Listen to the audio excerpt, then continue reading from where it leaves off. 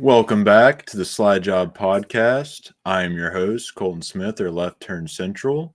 I am here joined by my producer, Josh Northcutt, and co-host, Bull Brandon Davis. Why did I say it like that? Brandon Bull Davis. There, that's the way to say it. I was trying to One do of these days something you'll get it there. right. One of these days. Wait, what did I get wrong? I don't know. I'm just giving you Oh. credit. Well, actually, the one time you didn't call him Bull. Oh, you yeah. did. I said Bear, and I figured Yeah. out why. It's because a guy at work is named Bear. So I met Bull and Bear in the same week, and I got them backwards. So, yeah, that's you meet animals, and that's what happens. But it's been quite a weekend in NASCAR. It was quite the race yesterday. The second closest finish at Phoenix ever. Jamie Little tried to say it was the closest, but no, Kevin Harvick and Carl Edwards still have that one. The option tire, that's the big talking point of the week. And I actually like what I heard about what direction they may be going with that. And do we have a Larson 2.0 on our hands? Larson had a dominant 10-win season. Is this Bell's dominant season? I think he may have already stamped that. And, of course, we want to give our power rankings, although, spoiler, mine didn't change all that much over the past week. But we'll see if Josh and Bull got any. But first and foremost, let's get into this race. Let's just talk about this race and recapping that. It started out, William Byron and Joey Logano were on the pole row. Logano had a really fast car, but got a penalty for cutting below the line too early after a restart. And then he ended up going to the back, using his option tire, and he would find his way back and lead at some point, but wasn't able to recover from that fully. He ended up in the 13th position, I believe. Byron got the win in stage one. Bell had started working his way through the field and had gotten in the top five by the end of that, and then ended up winning stage two. Bell was by far the fastest driver throughout stage three, led the most laps. And then we get to the end where we have caution after caution after caution, but it's Bell and Hamlin on the front row there for the majority of that. Hamlin had been around the top 10, 15 throughout the day, but he got a taste of that clean air, and that 11 came alive. And that set up the final restart where you had Hamlin get a great push on the outside. I believe that was from Larson. And yeah, it definitely was from Larson, because Larson, I thought, was going to be able to capitalize on that as Bell and Hamlin were side by side. But he stayed on that outside. He really liked that outside, kept pushing Hamlin up there. And that kept it to where Bell was still in there, because I felt like if Larson would have crossed over on the inside, he probably would have had this win. But the outside did low-key have somewhat of an advantage. Anywho, we get to the final corner. It's still Hamlin and Bell neck and neck. Hamlin gives a little room. Bell uses every inch of that room, is able to hold off Hamlin and get his third straight win to start off the season. We're only 4 races in, fellas. And I was talking to the Bull about this at the beginning of the show. He could have won Daytona if not for Cole Custer's existence. He was right up there at the end with about 5 laps to go until Cole Custer happened. So what a start for Christopher Bell. And just what do we think about this, starting with Bull? I mean, we came on 2 weeks ago and talked about how great the Atlanta race was. Came on last week, talked about how good Coda was. Now we're talking about how great this race was. I mean, this is a great start to NASCAR. We couldn't ask for any better start to a season.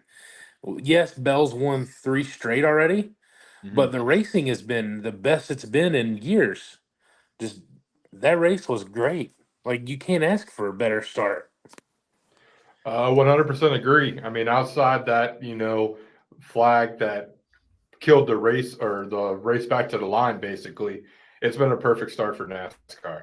I'll be interested to see how viewership looks once we go into that and if it went up. But I did not take a nap during this race, so I was very entertained from start to finish. And as for the tires, I know we're going to go into it, but I'll just say it now. I love the tire mix to it. It adds a whole new strategy. We were maybe an accident away from Ty Dillon potentially winning the race, which would have sent poor Colton here into a frenzy today. But a coma. A coma. Yeah, but it just gives these guys chances, and it also helps bring some guys back on opportunities. Case in point, Logano fell back had to use his tires to get back up front because of a BS call, and then turn around and due to the cautions and the wrecks and so forth, not having that second set of tires ended up screwing him and ruining a chance to win the race. It adds a whole new aspect to it. So I absolutely enjoyed the race. And like Bull mentioned, it's a great start to the season for NASCAR. Yeah, I completely agree. I like the option tire. I think it's something that we don't need to go too crazy with having the two sets of tires. But one thing I want to propose in that conversation, and it's something that I think NASCAR is looking to do, is that they want to make the option tire the main tire throughout the race. I think that is the better thing to do. Have a softer tire that requires the driver, like we saw at Bristol last year. That's kind of what started this whole conversation. Was you have that softer tire. You saw Joey Logano able to last about 70 or so laps on his tires, but then McDowell's blew after about 30 or 40, if even that. I think he had some other issues with his car that kind of led to that as well. But you have that variance that it takes talent to save your stuff. And I think you just need that. You don't have to have this option and stuff, because the racing with the regular hard tire is pretty ugly, honestly, especially at Phoenix. So we saw that at the beginning where it wasn't the best because they were on that regular tire. But once that soft tire came through, it was a game of who can save their stuff. You're not just running a qualifying lap in and lap out, which is really has been the case with the next gen car. And one last thing, I'll let you guys, if you have anything to add to that. I was listening to Eric Estep and what he had to say, and he made a really good point that Goodyear really had a shit end of the stick, to put it lightly, where you have this very rushed in development next gen car that NASCAR brought, and there was like, hey, make a tire for this. And there was a lot of trial and error, and Goodyear got a lot of bad rep for that, but they've come out on the end of it with some really good results. And I'm happy to see the redemption arc for Goodyear, because it's looking great. And short track racing is back. I was going to say, sorry to jump ahead of you, Bull, if you had something, but I do like that idea, Colton, of needing to use your tires correctly, because like you said, I think it happened to McDowell twice. Not being able to use his tires correctly, and it might have been more issues. So I like that idea. Doesn't hurt my feelings any, because it also seems like every person was able to get to the front using them except for Cody Ware, and Cody Ware should never be up front in any race, so that's fine. Yeah, absolutely. Bull? I like the soft tire. I think it makes the racing, but I think we need the option. I mean, when else am I going to get it to sweat Ty Dillon at plus 10,000 for a victory? Yeah. I mean, we need I think the option, it just adds a different aspect and a different strategy. Depends on when you use it, how it's going to work. If you save them, are you going to try to get track position early? You're going to save them for the final run at the end. I think just adds a whole new aspect. Did they say what next race they're going to use them at? It should just be whatever's the next short track, like Martinsville, or Okay. I think Martinsville is our next short track race. So I don't think there's any intermediate use or road course use. It would be interesting to see that on the road course, because that's really where it came from, is F1. But I agree. I don't know about that in the playoffs. I don't know about that option in the playoffs. I think you can have that varying strategy in the regular season, but once we get to like Martinsville, the cutoff race, having that option tire, or even in the championship, I'm not sure I can follow you there, because there is an element of luck and strategy that can play into it. And I try to keep that out of the playoffs if I can, but you're always going to have that. So if they were to put it in there, I wouldn't complain.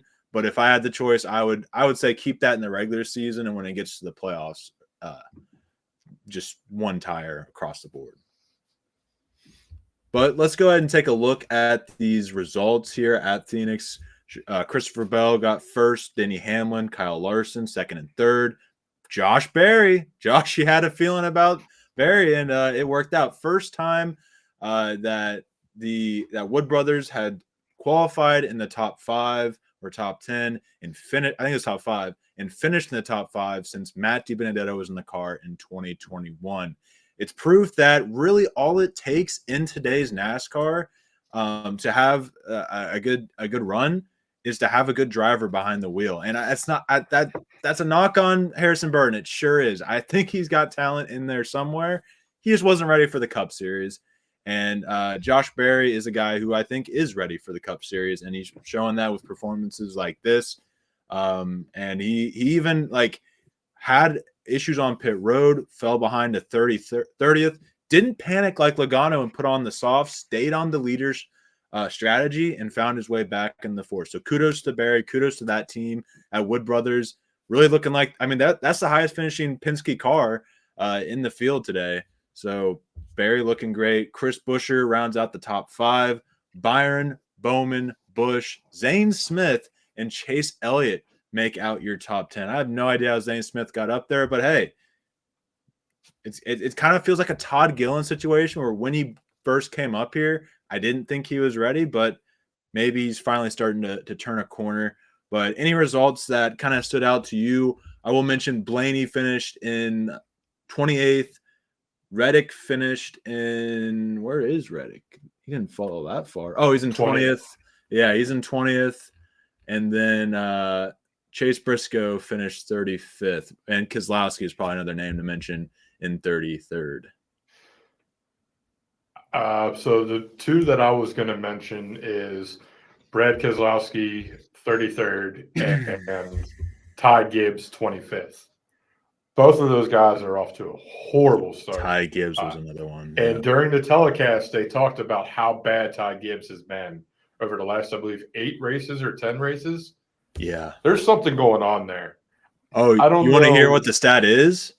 Yeah. Over the last 9 races going into last season, he has an average finish of 31st. In Joe Gibbs Racing equipment in the year 2025, 31st average finish. Now, to be fair, he had a top 15 day going in this Phoenix race until his brakes gave out on him, which was a Toyota issue. But yeah, the dialogue needs to be had. The dialogue needs to be started. I don't know if you saw me looking around, but I was looking for my silver spoon somewhere. I guess he's maybe got it. But you know, it's funny though, because I'm night and day with this guy. Because in the beginning, I was really, really hard on him. Colton, if we go back to when we first started talking NASCAR, I said the kid wasn't good. I compared him to Austin Dillon. Mm-hmm. You and Ben were like, okay, let's not go that far. He's got talent. Let's watch what he did in the Xfinity. And then that second year, he came on pretty strong.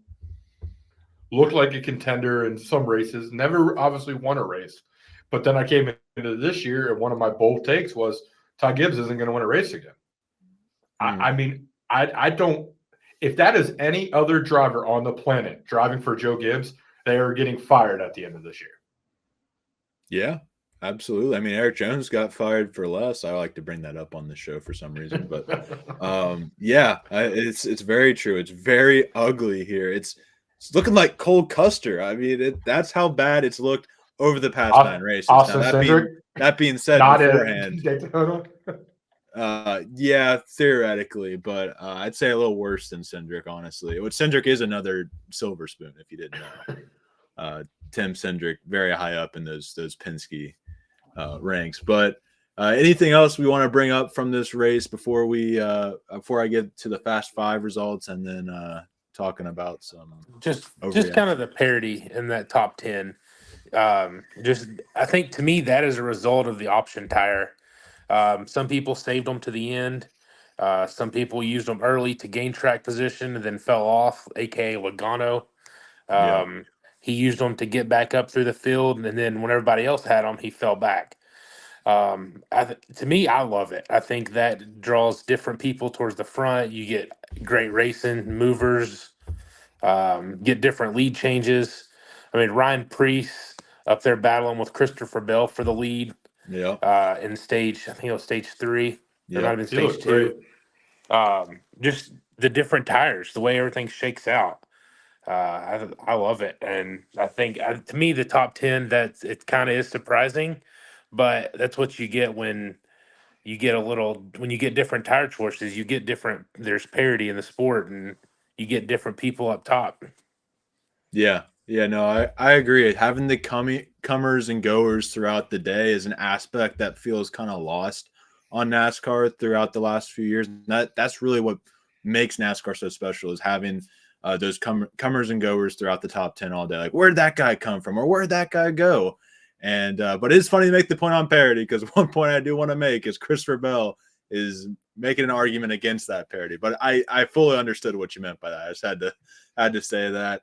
But yeah, Bell, super impressive what he's done doing it on a super speedway or a super speedway like track, a road course, and now a short track. And now he's going to try and do it at 1.5 miles. And it's really hard to bet against him. But here is our slide job Fast Five standings after Phoenix. Ben is in the lead with 176 points. Shocker. I actually matched him in points, exactly 61, despite having 2 drivers finish the race. Thank God I picked Christopher Bell to three-peat. The first actual winner to be selected correctly. 30 points awarded to my name. Still 32 points back, though, from Ben. If anything went my way, or just if Blaney just finishes the race, I got an extra 15 points there. So that's very frustrating. But hey, I'm back in second because Josh is about 7 points behind me, 39 behind that of Ben in third place with 137. He had Kyle Larson winning. Almost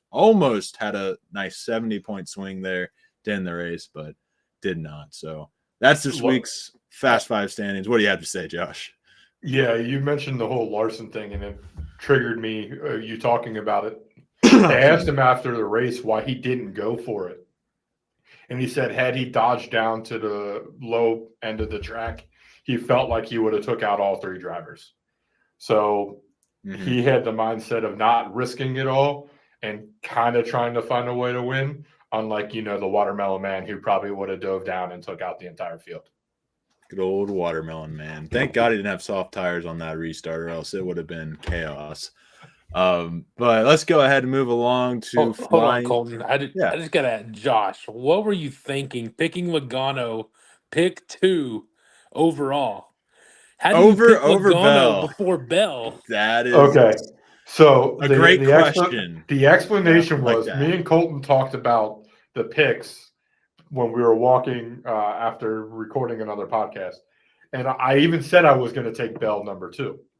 Well, when we got to the draft, I was thinking way too far ahead of things. And I was like, I'm worried I wasn't going to get a Penske guy, and I wanted Logano. So I'm going to take Logano. Hope Ben falls into the trap of taking his 2 Chevys that he takes every week, and I would come around and get Christopher Bell because his standings weren't great. Now, I should have remembered Bell did dominate the last time we were here in the spring, and it should have triggered. It didn't trigger. I didn't take Bell. I cost myself. I'd be right in it if I didn't. You know what? Shut up, Bull. You could have got Logano in round 3. I wasn't going to pick him. Ben wasn't going to pick him. Hey, we'll see what happens. I got an interesting strategy. Also, if Logano doesn't drive below the line, that he didn't drive below the line, Logano's up front all race. Yeah, that's very true. That's a very true point there. But I'm interested to see how this week goes. We will not have, that reminds me, we will not have a full-blown episode on Friday. We'll be down in Nashville, but we will be recording the Fast Five picks. I'll get those out to you on Friday. So be on the lookout for that. Should be about, a 5-minute-ish video, if that. I'm sure, like we said on Friday, the craziest thing in NASCAR will happen, and maybe we'll talk about that if it does. But otherwise, be sure to keep an eye out for about a 5-10 minute video on our Fast Five picks. And I got a strategy that I think will work. Now we have a little more context on the season, so I'm excited to get some picks and maybe catch up on Ben. Heaven forbid. The first pick's already been made is Christopher Bell. Yeah, no kidding. First pick's been made. It's my pick. I just made it. Yeah. So we'll just skip that part, but let's go ahead and get to flying the flag. We got some interesting topics on the debate. Josh. My bad. Forgot to do my part. I mean, I can do it if you want, but it's all right. So, Bull, Christopher Bell will finish the season with at least 10 wins. I'm gonna go yellow. We kind of mentioned this. We kind of mentioned this before the show when we were talking. Um, he's for 4 races in. He's got 3. He's almost a third of the way. So I'm gonna go yellow. I mean, it's very possibility. Um, but I think if you remember last year, William Byron started out really hot, hit the summer, and cooled down. I think we might be in for a case like that, but we'll have to wait and see. I'm gonna go yellow. Colton. Give me the green flag, man. I like the vibes. I think an aspect that hasn't been talked about is that Joe has let Bell run on dirt again, and that works for Kyle Larson a lot. And I think it is an advantage. It keeps you a little more what's the word, warmed up than the other drivers on the track. And Bell has really come into his own, not only on the track but off the track as well. We've seen him. I mean that celebration, like I never would have seen that coming out of Bell. He's kind of got, he was always one of those no personality type of guys, but he's now the leader at Joe Gibbs. He's a lot more vocal, and I really like to see this version of Christopher Bell. And I'm not complaining to see him win. I'm happy to see him winning, and I think he's going to do it 10 times this year. Green flag. First off, how is that kid 30 years old? The dude doesn't look like he can buy alcohol. Second off, That's true. I'm Dude is not aged I'm, at all. second off, I'm throwing Sorry. the red flag because I'm still going to get 20 winners some way, somehow. He cannot single-handedly end that for me. So What are we down to? Shut up, Colton. Yeah, So, it's getting pretty thin. What's up? Brad K has entered the twilight of his career. Let's ask this question about 6 races down the line. I'll have a for sure answer. For now, I'm hitting the yellow. Bolt. I'm gonna go yellow as well. I think he still has a chance. I think he's also. I think a big part of this is the ownership aspect that he's looking at with expanding that team, making that into a winning culture again. So I'm gonna go yellow. I also am going to go yellow. The dude's still talented, but to see him sitting currently in 33rd place is unbelievable. It's not something I'd see, but it is called RFK for a reason. His name is in it. He'll find a way to get it right at least this year. If I remember correctly, Josh, last year, about 4 or 5 races in, he was still sitting 35th, 34th in points. He wrecked at Daytona and Atlanta last year, so there's still plenty of time. He can still make it up. I'll tell you what, if there's a race for him to turn around, it'll be Las Vegas. The option tires should be used everywhere. I'm going to go ahead and throw the yellow just because the question kind of confuses me on. So are you saying use it like at Daytona as well? Okay.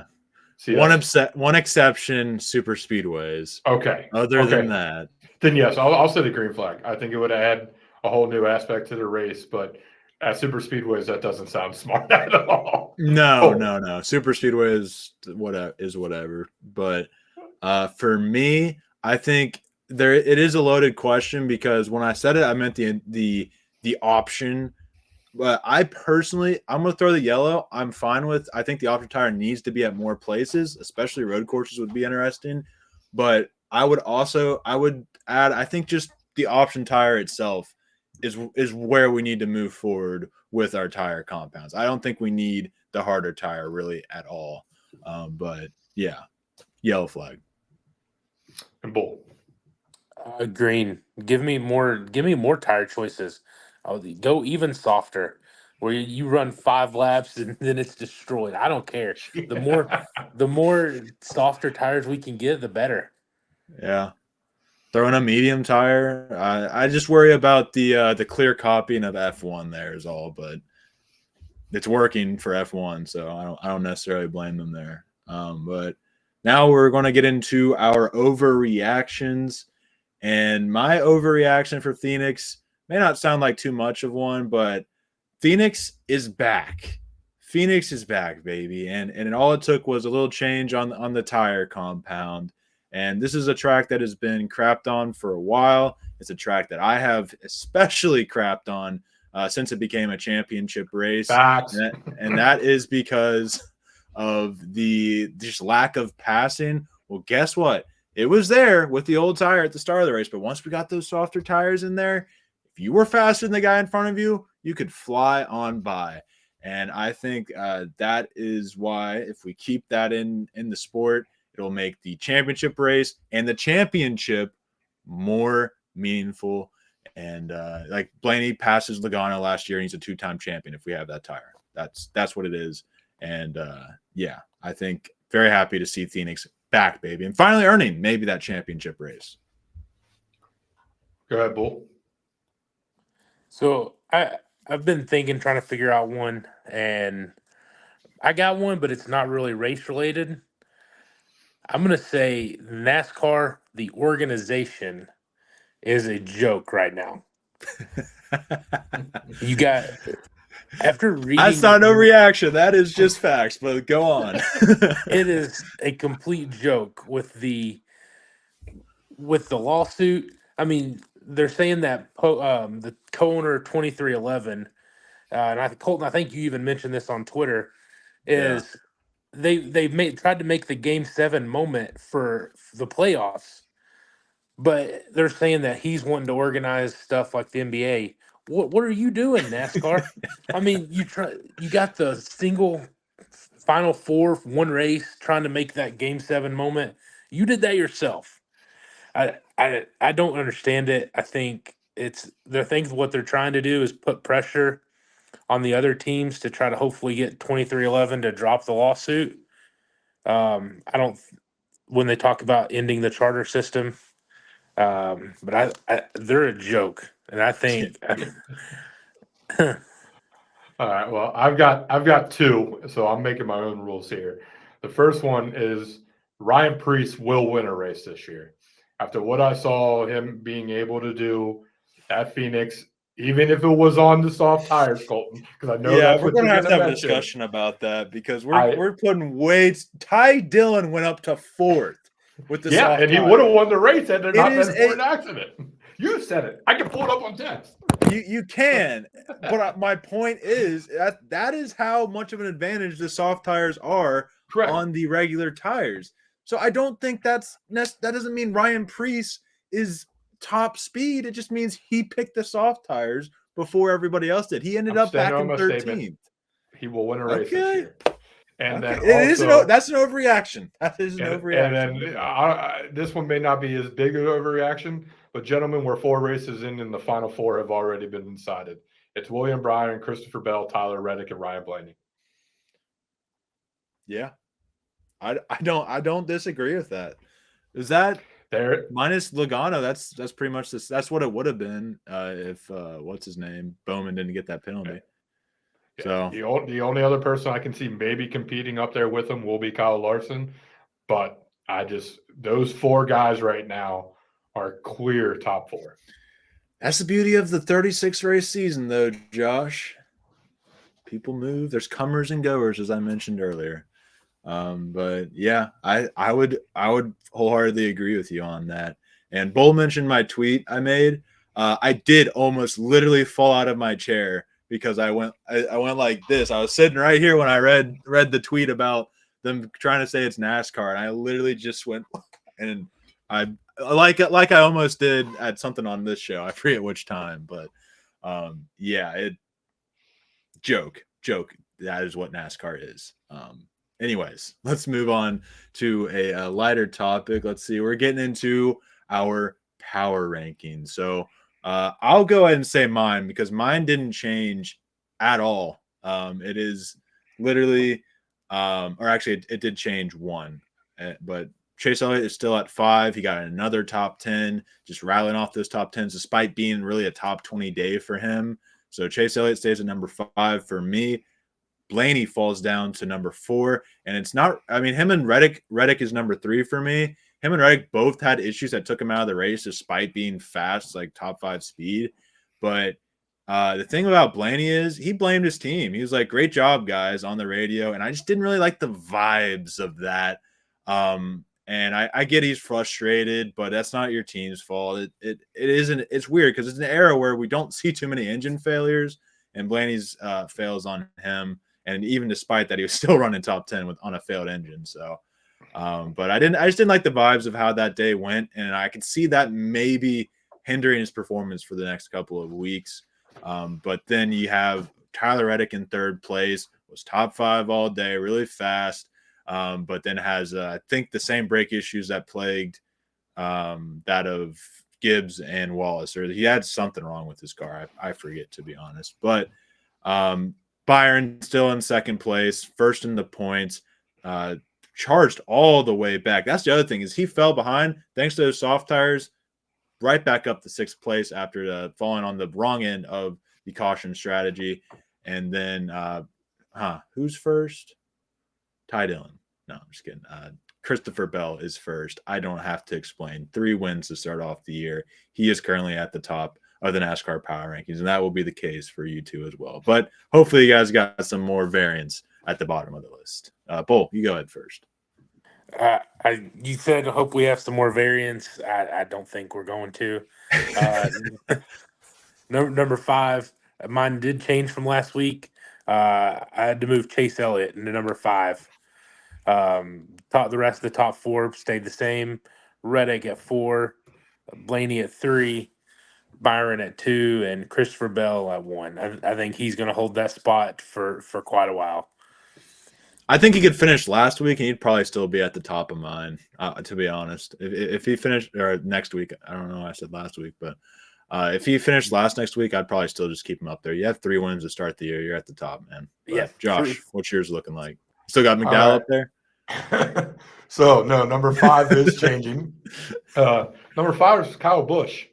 Don't look now, guys. He's finished in the top 10 3 of the 4 races this season, including 8th this past weekend. Colton, we talked about it, and I saw the tweet.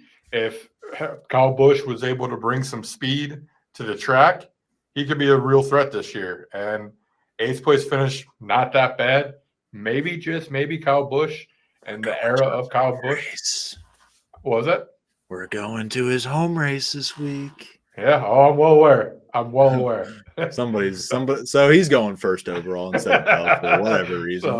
So yeah. Anyway, so Kyle Busch is number 5. Number 4 for me is Tyler Reddick. 3, Ryan Blaney, as you mentioned. They could literally be 3A, 4A, 3A, or 3A, 3B. Depends however you want to put them there. I just put Blaney above Tyler just because Blaney has done it before and won a Cup Series championship. So I'm putting a little effect into that. You see, that doesn't even go into my mind on a power rankings, but I get your point. Yeah, number 2, William Byron, and then number 1, no ands, if, buts about it. If anybody doesn't have Christopher Bell there for at least the next 2, maybe 3 weeks, you're wrong. Christopher Bell. I'm surprised you didn't have Kyle Larson after finishing 3rd as much as I thought Larson's right back in the top 5. We can't bully him about it. I was pretty convinced. I was ready. No, I'm not even going to put Kyle Larson in my top 5 the rest of the year. All right. He bullied me out of it. Fair enough. I do want to give some honorable mentions to Alex Bowman and Denny Hamlin, who have had some great starts to the year as well. They're currently 6th and 7th in the points. Hamlin finished 2nd in that race, so I tossed and turned about maybe swapping out him and Chase, but for now I'll keep Chase up there. Maybe Hamlin has a great Las Vegas. He sneaks in, but you mentioned Kyle Busch and Chris Buescher 10th in the point standings. That's exactly who I wanted to bring up, Colton, because I know you love talking some Chris Buescher. I love me some Christopher Buescher. I think you even said he's in your Final 4. As of last week, maybe you had him there, or the week. I think was that my bold prediction that he would make the Final 4. Yeah.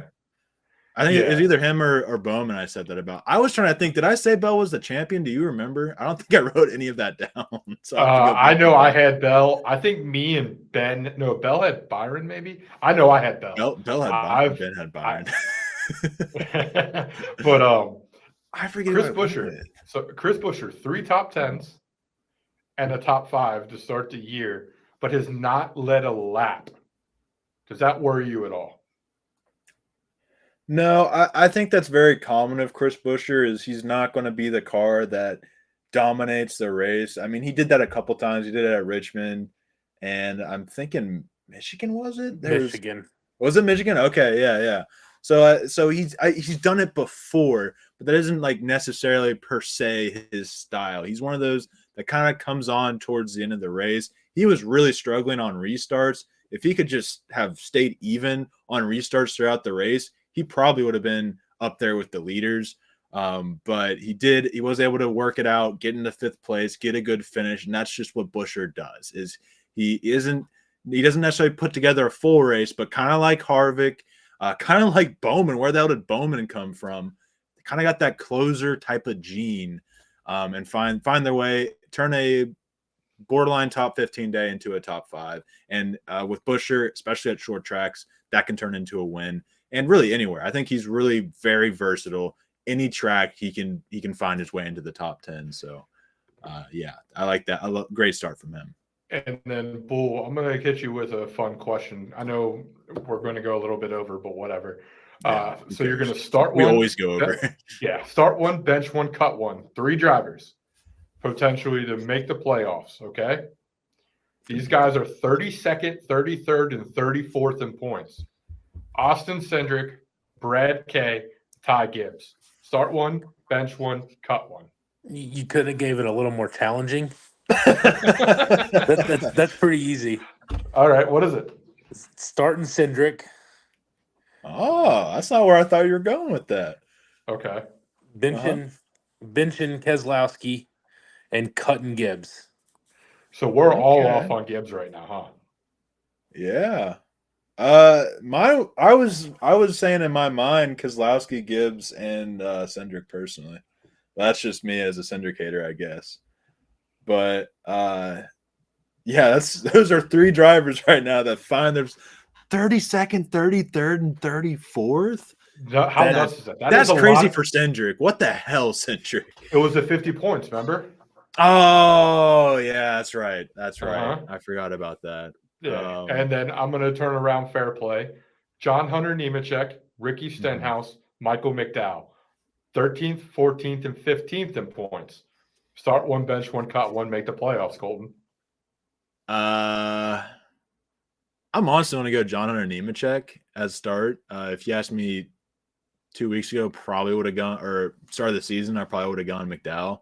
But give me McDowell. And is there something below the bench for Stenhouse? I mean, to be fair, I guess Stenhouse could just rattle off a win at a super speedway, and then obviously he made it. But like in terms of actually finding a way to point their way in, I really actually like the speed I saw out of Legacy last weekend. And Jones was around the top 10.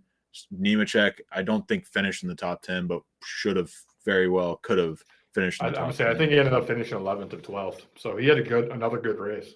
Yeah, those are all drivers currently in the playoffs, though. So if you guys didn't catch that, and some other drivers to mention, Bubba has fallen down to 12th, but he was running the top 15. He should have had a better day than that. He'll work his way back. It'll be interesting to see. He's good at Vegas, so it'll be interesting to see how he does there. Chastain finds himself in 16th. Todd Gilliland right outside. I'm getting a call. I don't know if y'all can hear that. 1 second. Let me hang up on that. And then let's see, where was I? Todd Gilliland, Carson Hocevar, Eric Jones, Chase Briscoe round out your top 20. Briscoe was in 15th, but after getting caught up in that wreck, that was another frustrating thing, was that he worked his way up to 13th from like 20th or 28th or something like that. And then just happened to be in the back because of strategy, and he got caught up in that. So yeah, but that's what the point standings. Just a little look around the point standings. God, Ty Dillon's in 23rd. Yeah, let that sink in. The 3 guys we've said down there, Ty Dillon's up there. Like, what? Yeah, what? It's early in the season. It's early in the season. He got a top 15, so that kind of it'll bump. But I guess one last thing I do want to leave off on is I'd see Shane Van Gisbergen, absolute zero factor in this race. And yeah, Ben did not agree with you, Bull.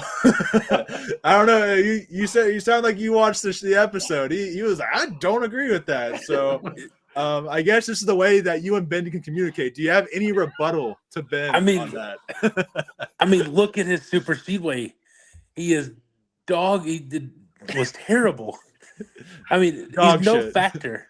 He is a I'll say- non-factor at anything with an oval. He is a non-factor. So that leaves what 6, 7 races a year that he has a potential. He hasn't done it yet, except for the one fluke. What makes you think he's going to do it again? You know, Oh, he said he's gonna going to do win it 3 times this year. He's down to 5 now. He's down to 5. So I mean, that'll be a fun storyline to follow throughout the season, I must say. Facts, especially if he gets just one, then it's like, okay, which one is it going to go?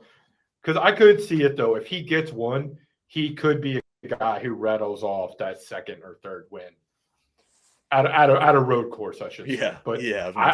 if you ask me, I would agree he's closer to being out of NASCAR than he is for locking up that job.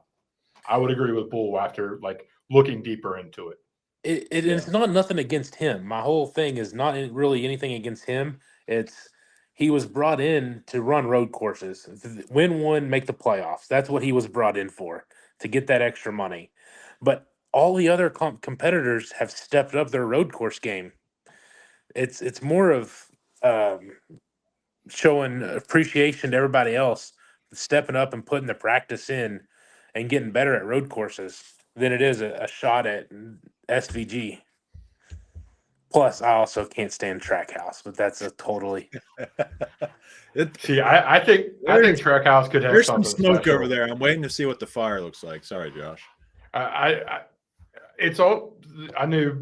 Okay, the two of you are kind of iffy on Trackhouse. I personally like Trackhouse. I've always been a fan of Ross Chastain. Surprise, surprise. Colton about to flip his leg. Daniel Flores.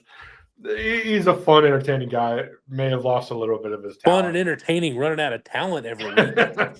But hey, that wasn't his fault, man. That was another issue of talent. There. Yeah. I won't go there on that one. And then Nope. Connor Zillich entering NASCAR, going to that team, correct? Right, Colton? That Yes. is what we've. So that 88 job is going to be wanted by somebody. So if SVG isn't winning these races, they could go out and get a better name that is coming up. Like, who's to say Chevy doesn't say, "Hey, we want Hocevar in that third car"? Yeah, I see that for sure. I remember there was rumors that Hocevar would end up at Trackhouse, so there's definitely a world there. Yeah, I absolutely see your point there, especially if you want to get Zillich, who's going to win at road courses anyways. Why do you need what is the need of Van Gisbergen anymore? And it'll be sad to see him kind of because he's kind of rushed. He just was kind of rushed. I feel like another year in Xfinity to develop the ovals probably would have benefited him, but here we are. Nothing much we can do about that. But we finally got over the 40-minute mark, which apparently is our required time now, even though we started saying like 30, 35. We haven't even mentioned that since, and we always end up around the 40 mark. So, but is there any last thoughts y'all want to get out there before we wrap up the show?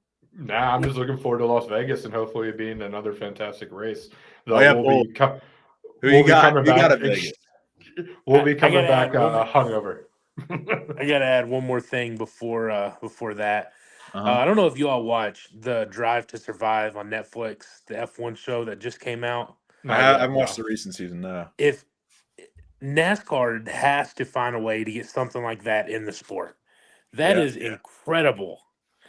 This is my first time watching it. A couple of my buddies were telling me about it, so I started watching it. It is incredible. We have to get something like that in NASCAR to grow the sport. They've tried though, right? 2 years ago. They tried that, but some drivers didn't want to do it. They let. I remember, here's the one issue I saw with it, and I'm sorry to cut you off, but the issue I saw with it is NASCAR drivers aren't really as interesting as F1 drivers.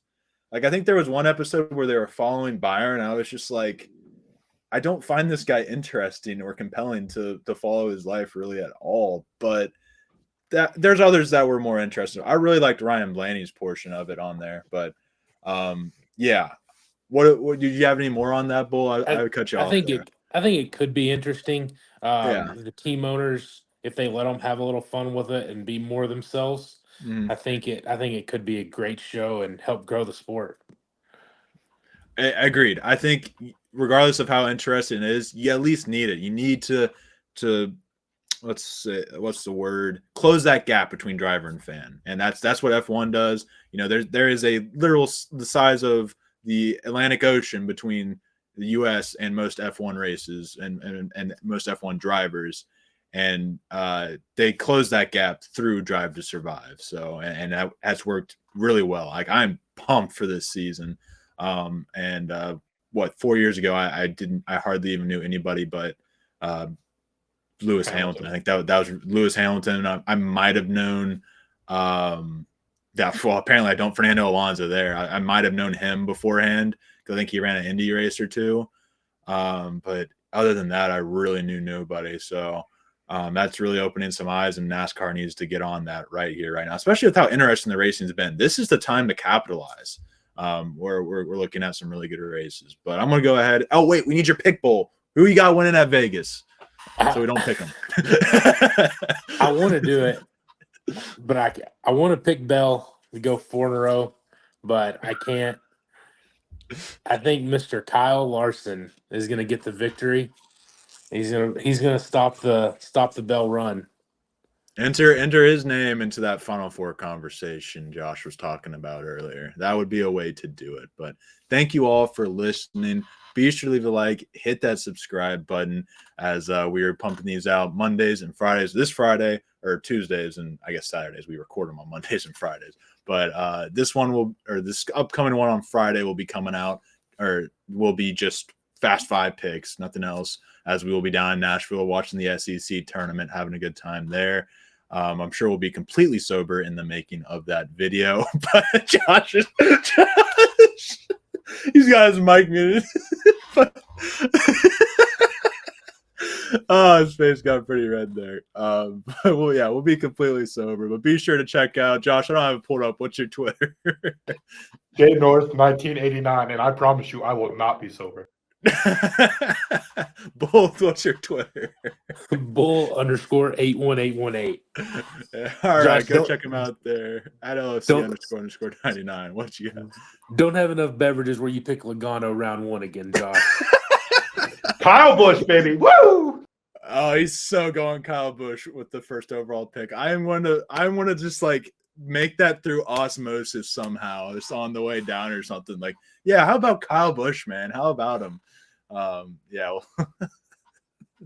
Oh, that's gonna be great. Can't wait for that episode. But we will see you all in the next one. Peace.